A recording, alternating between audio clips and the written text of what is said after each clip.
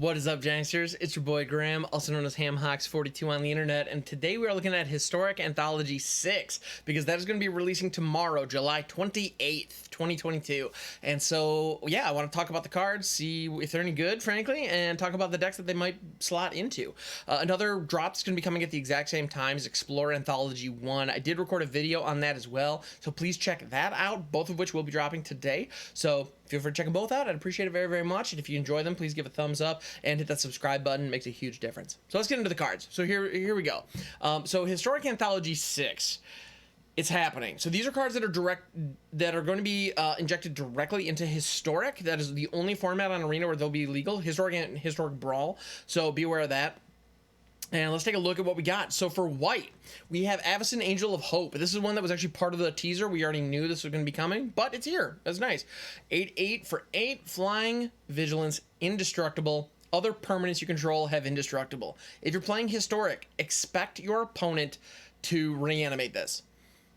Turn 3 or 4 reanimation, pulling this out of the graveyard is going to be a thing that you're probably going to see a lot of. It's just begging for it. So Priest of Fell Rites, Unburial Rites, those cards are going to be pulling Avacyn out of a lot of graveyards in your near future. Just be aware of that. Strap in, it's a thing. I mean, she's great. She's incredibly powerful. So that's definitely gonna happen. I don't know what else to say. Also, like in white decks or like decks that ramp, like having her as a curve topper could be really powerful. Just giving all your stuff indestructible, pretty solid. All right. And then blue, we have Phyrexian Metamorph. I'm really jazzed about this card. It is a 0/0 Phyrexian Shapeshifter for 3 and a blue Phyrexian mana. So you can 2 life. It's 3 and 2 life is what this costs. Or you can pump 4 mana into it if you don't want to spend the life later in the game. And it says you may have Phyrexian Metamorph enter the battlefield as a copy of any artifact or creature on the battlefield, except it's an artifact in addition to its other types. So you get a copy. If your opponent has some really bomb something that's really messing your day up, you just get to steal it for 4. But on top of that, you can steal it for 3 by paying 2 life in addition to its other costs. And it can copy artifacts. You don't have to be going after creatures. A lot of the other clones that we've seen recently specifically target creatures. The fact that the Metamorph can go after artifacts as well is a really big deal. There are some goofy combos that you can pull off with this card that make me happy. I'm really excited to see it here, and I'm hoping that we're gonna get to some weird things. I'm thinking about like copying mutation stacks. I'm thinking about copying, if your opponent has something like a Great Henge or an Embercleave and you're somehow still alive, you can then copy it and do shenanigans that way. It's a sweet card. It's kind of what blue is, kind of everything blue wants. I'm glad to see it. It's just fun, just good wholesome fun.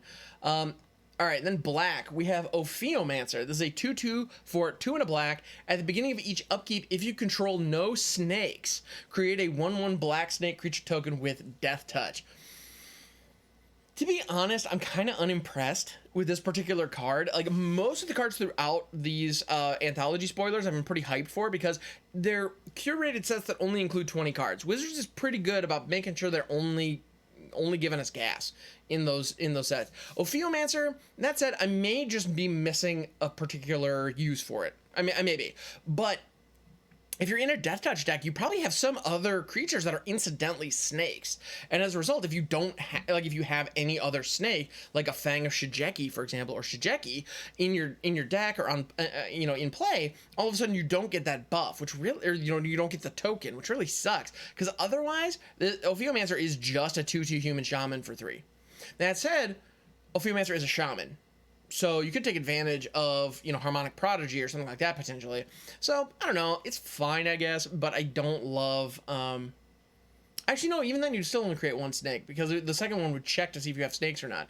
Anyway, I'm not sold, but it's an interesting idea, and I'll be very interested to see what people can do with it. And I very easily might be wrong on this one. Yeah. Next up, we have Knight of Souls Betrayal. This is a legendary enchantment from the original Champions of Kamigawa, by the way. 2 black, all creatures get -1/-1. This is very similar to a couple of other cards that we have on the client right now. I'm already blanking on the name. There's an Orzhov enchantment for 6 that does something very similar, except it busts your team, if I'm not mistaken, and then downticks your opponents. So just by downticking all creatures by -1/-1, it prevents a lot of strategies, like a lot of them.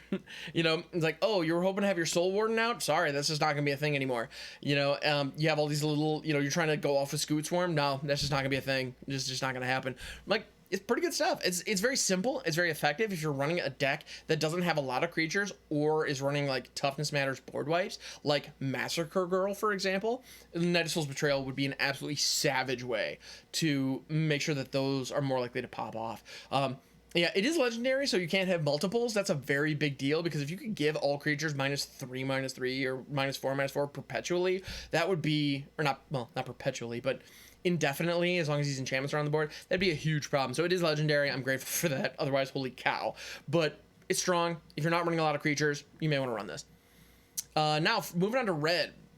I only have one red. Lylea the Blade Reforged. I hope I pronounced that right. This is a 2/2 Spirit Warrior for 2 and a red with haste. Whenever Lylea the Blade Reforged attacks, exile the top card of your library. You may play that card this turn. Whenever one or more cards are put into exile from your library and or your graveyard, put a +1/+1 counter on Lylea. So this looks like you almost want to exile your own graveyard if you want to be taking advantage of this. Also, like, I wonder if there's a way to mill yourself into exile. I don't think so necessarily, but this looks like it would combine really nicely with cards like the Hound that gets counters every time something gets exiled. So it's pretty solid. It's also card draw. More importantly, I mean, most importantly of all, this is a warrior that can attack on turn 3 and draw you cards compulsively every time. Oh, actually, you know what? You exile the top card of your library. No, duh. Wait a minute. Boop, boop, boop. Let's back it up. So it's a 2/2 haster. However, when you attack the turn she comes into play, I'm assuming they come into play, you exile the top card of your library. Immediately that triggers, puts a +1/+1 counter. So she attacks as a 3/3 right out the gate. And every time she attacks, you get an additional counter on her and you draw cards. That's amazing. Okay, I love this card. I'm in.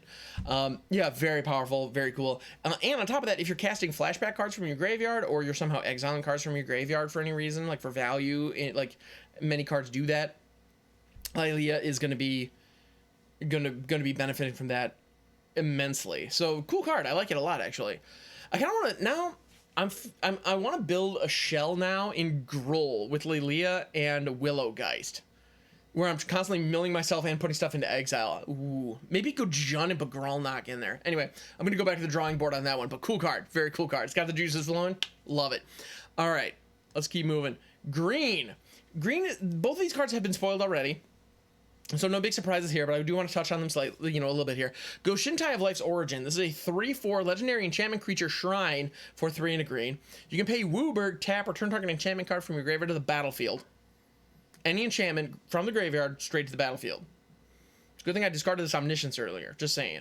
And then, whenever Goshintai of Life's Origin or another non-token shrine enters the battlefield under your control, create a 1/1 colorless shrine enchantment creature token. So, whenever you cast a shrine, or whenever a shrine enters the battlefield, you just get another shrine and if you're familiar with shrines, you'll know that the shrines care about other shrines. They count the number of shrines you have to see how effective they are. So, I mean, this card is insane in that regard, because you're going to be pumping out a ton of them. And on top of that, if you add in the, the Sanctum of All, the 5-color shrine enchantment from M20, then all of a sudden, you're doubling up all your shrine triggers. All of a sudden, like, all of your shrines are going to be drawing you 1,000,000 cards, dealing 1,000,000 damage to your opponents, removing anything they have, forcing them to discard their whole hand. Like, it gets out of hand very, very, very, very fast. So Goshintai of Life's Origin is one of those cards, like, it is a kill-on-sight creature in a deck that is full of kill-on-sight things. Like, it just is. This card is insane. And I'm happy to see it. This is a weird, goofy build-around that could potentially bump shrines up to the next level. So I'm happy to see that, because I do like shrines. I think the shrine deck is really cool. It is just... It's a neat deck. It's a snowball that gets rolling out of control, but it requires a ton of setup. And the fact that the Goshintai of Life's Origin is a creature is actually a huge detriment to it, because many previous versions of the Shrine deck was just include all the shrines, include like 12 board wipes, and no creatures. but now a lot of the shrines are creatures, so that's a lot tougher to pull off. I think that's really cool, and it adds an interesting tension in your deck build and in the gameplay. In any event, Goshen Dive Life's Origin, cool card. I like it. When it pops off, it's going to look impossible to beat, but it's not going to be. It actually is going to be, it's going to be beatable. In any event. Then we also have Tarmogoyf. Speaking of cards that at one point or another looked unbeatable, Tarmogoyf is up there. It is a star/1+ for 1 and a green. Tarmogoyf's power is equal to the number of card types among cards in all graveyards, and his toughness is equal to that number +1. In Modern, there was a time when Tarmogoyf was one of the best creatures that existed. It was just the biggest, baddest game in town. And I am afraid those days are long gone, which is unfortunate because I think Tarmogoyf is still a very cool design. I like it a lot. However, the decks where it really works are decks that include fetch lands. So if you think about it, if you drop a land on one, you crack it immediately to go fetch up another card or another land, put it onto the battlefield, you now have a land in your graveyard. Cool. You can also add like a Mishra's Bauble onto the mix, and you now have an artifact in your graveyard. Cool. If your opponent, or then, so like kind of the go-to like example is fetch land, crack, Mishra's Bauble, Thoughtseize. All of a sudden I have 3 separate card types in my graveyard. I play Tarmogoyf out. All of a sudden it's a 3/4, assuming my opponent did nothing. If my opponent has anything in their graveyard, that counts too. And all of a sudden we could be looking at a 4/5 as early as turn 2. Freaking awesome. You know the problem with that setup in Historic, however? There are no fetch lands.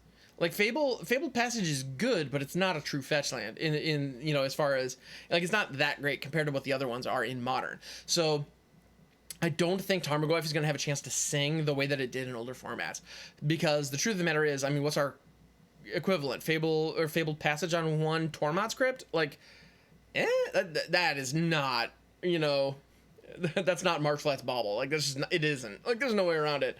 But all the same, like, Tarmogoyf it's a cool card. I'm glad to see it here. I have a feeling a lot of people are going to be really bummed out that this card isn't more impactful on their board state. That said, being able to drop it late in a game after a bunch of people, like after you know, after graveyards have had a chance to kind of buff up, you're looking at a 2-drop that could be a 5/6 pretty comfortably. I don't know. It might be okay. Like, it might be decent, but I don't think it's going to be as good as it once was. There was a time, again, where it was like the biggest game in town. I think those days are past us. Anyway, next up, Multicolored. We have Glimpse the Unthinkable. Sorcery, blue, black. Target player mills 10 cards.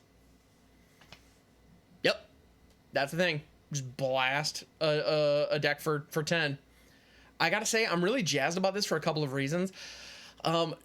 One key one, it says target player. I'm gonna target myself with this a lot.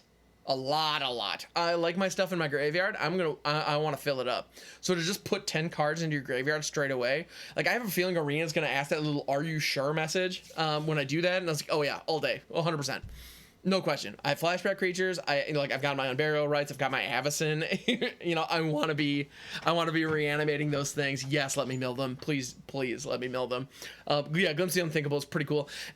But the other token there, the flip side of it, you could just blast your opponent's deck for 10 if you've had an opportunity to kind of grind them out a little bit in the late game. This could be a kill shot for 2 mana. Pretty cool, especially if you're running like doubling spells.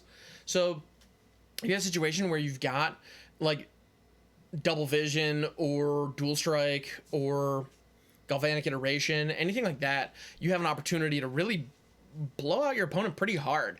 You know, in a deck that's already running Galvanic Tashas, I think Glimpse the Unthinkable just slots in immediately if you have access to black. A lot of those decks are pure Izzet, but all the same, like, I think this card's just really powerful. It's good in a very simple way. So there's a part of me that kind of really digs it for that reason. But yeah, Glimpse the Unthinkable, cool stuff. Now, next up we have artifacts. First artifact we're going to be talking about here in Historic Anthology 6, Chalice of the freaking Void. Oh my goodness. This card is going to cause a ton of heartburn. I'm calling it now. Yeah, so it's an artifact for XX. Chalice of the Void enters the battlefield with X charge counters on it. Whenever a player casts a spell with mana value equal to the number of charge counters on Chalice of the Void, counter that spell. So this is just going to be countering spells. But the cool thing is, it's cool in some regards. if you have an ability, if you have something on the battlefield that says target, players can't do something. Like, let's say Yasharn is on the battlefield. It says players can't sacrifice permanents to pay abilities. So, okay, your treasure tokens won't light up on Arena. You're not allowed to touch them. You can't tap them. You can't activate them. You're just not allowed to do it. Chalice of the Void does not prevent you from casting spells. So if somebody throws down like a Chalice of the Void on 2, for example, so they spend 4 mana, Chalice of the Void's out on 2. The opponent then tries to like Growth Spiral, for example. The card, if they have like a Growth Spiral in hand, the card will glow and you can choose to cast it. And Arena may ask if you're sure. I don't know if they're going to add that in or not. But if you go forward with it, it will go on the stack and then Chalice of the Void will counter it. And then it goes to your graveyard with no effect. Brutal stuff. Flip side to that, if you have a spell that cannot be countered, so if you have a spell that specifically says this cannot be countered, Chalice of the Void can't touch it. That resolves just fine. Very cool. So these are all valuable pieces. Like, for example, actually, if you're running blue, if you're running Leer, Disciple of the Drowned, it specifically says spells can't be countered. That shuts off Chalice of the Void completely. Also, like anything that says, cards like Destiny Spinner or Allosaurus Shepherd that prevent specific card types from being countered, Chalice of the Void can't touch them. That's going to be really important. I think cards like that are going to be a big freaking deal moving forward, because Chalice of the Void is just a brutal lockdown piece in the early game. So be aware that it's going to be a thing. We're definitely going to be seeing this card, and we're definitely going to be seeing people take advantage of this card and try to line this card up against specific archetypes, and it's going to be really cool to see. Like, I can't wait to see how people work Chalice of the Void into Historic. At least I hope it sees play. We'll see. All right, we also have Retrofitter Foundry. This is a 1-drop artifact that has the ability to pay 3, untap Retrofitter Foundry, pay 2 tap, create a 1/1 colorless servo artifact creature token, or pay 1 tap, sacrifice a servo, create a 1/1 colorless Thopter artifact creature token with flying, or tap, sacrifice a Thopter, create a 4/4 colorless construct creature token. I want to use this in a deck that can produce either infinite or incredibly high amounts of mana. Because if you can produce infinite mana, this gives you infinite 4/4 colorless construct artifact creature bodies, or 1/1 Thopters. You literally get an infinite number of them because you can always just pay 3 and untap it.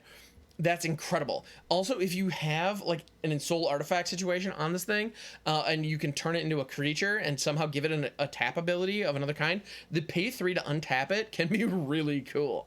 I'm just going to throw that out there. You can do some bonkers weird stuff with that. Being able to untap for 3 mana is just really good.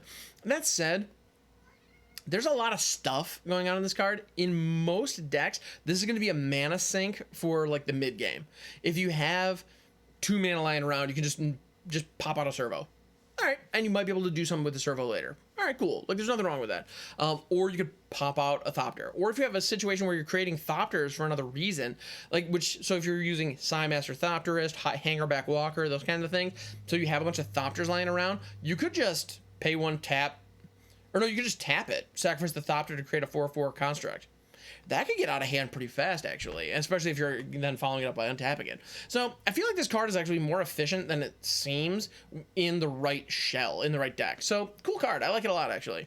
So you better believe I'm going to try to make something work with it. We'll see. It might be a trap, but it's a trap I'm going to fall into. Let's see. All right, then finally, we have a whole sequence of lands. That's right, the bridges from Modern Horizons 2 will be entering the fray in Historic.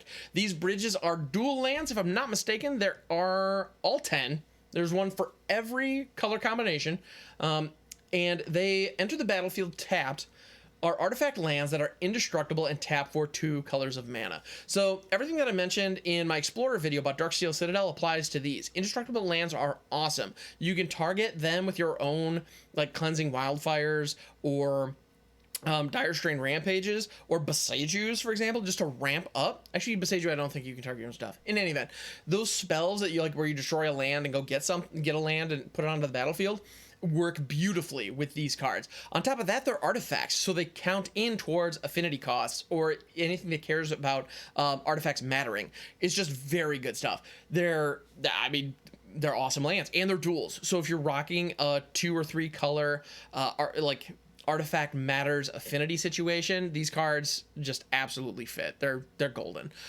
Yeah, good stuff. I'm happy to see them. I think they're really powerful and just good stuff. Yeah, they enter the battlefield tapped, tap for multiple colors of mana, and our artifacts. Good stuff. Now that said, I'm a little bit, there's a part of me that's kind of bummed that in the Historic Anthology, 10 of the 20 cards are a common land cycle. It's a good one, don't get me wrong, but like, I don't know. I feel like they could have juiced the anthology a little bit more than that, but we got some good stuff in here. I'm definitely gonna pick it up. We'll see how it plays. But all in all, thank you so much for checking out the video. I appreciate it very, very much. I think these anthologies are really cool. I'm excited for them. I can't wait to get my hands on some of these cards. And if you want to see me build decks around them, twitch.tv/hamhawks42. I'm definitely going to be doing that, especially in Explorer. The Explorer one really has me intrigued. So there's definitely going to be stuff going on in there. But I got to say, the Historic one has some good stuff too. So if you want to see me build around like Goshintai, for example, I'm probably going to do that. Or see if we can make a deck where Tarmogoyf still shines. I don't know. We can try it, because why not, right? But in any event, thank you for checking out the video. I appreciate it very, very much. And yeah, I'll catch you on the next one.